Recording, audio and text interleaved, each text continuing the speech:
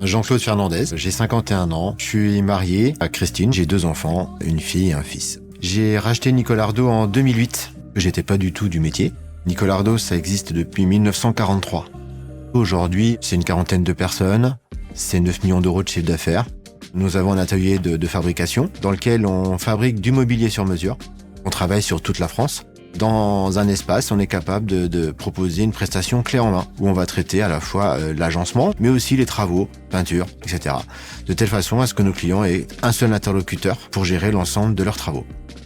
Une transmission, ça ne se fait pas en 12 mois ou en 24 mois. Qu'est-ce que je veux faire de mon entreprise? Qu'est-ce que je veux faire à titre personnel? Qu'est-ce que vous voulez pour vos enfants? Est-ce qu'on veut développer l'entreprise? Est-ce qu'on veut, au contraire, la stabiliser à certains niveaux? Est-ce qu'on veut la céder à un groupe? Est-ce qu'on veut la céder à des cadres? C'est des questions qu'on a commencé à se poser. Et puis on a aussi, à un moment donné, le souhait de sécuriser une partie du travail déjà fait pendant près de 20 ans. Un contact d'un confrère chef d'entreprise m'a conseillé de prendre attache avec Marc-Antoine Séris de chez Canovia. Ce qu'on souhaitait avec Canovia, c'était apporter des réponses ou des solutions. Et au début, c'était assez déstabilisant parce qu'on avait l'impression d'être un peu chez le psy. Et après, on a bien compris. Pour pouvoir construire la partie professionnelle, il faut déjà savoir ce qu'on veut à titre personnel. Ce qui m'a plu chez Canovia, c'est justement cet accompagnement personnalisé. Et puis, ce qu'on a aussi apprécié, c'est qu'ils nous ont emmenés vers des chemins, mais qu'on n'aurait même pas imaginé.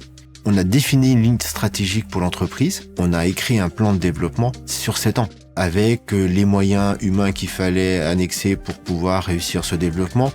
On a aussi répondu à la problématique de la transmission.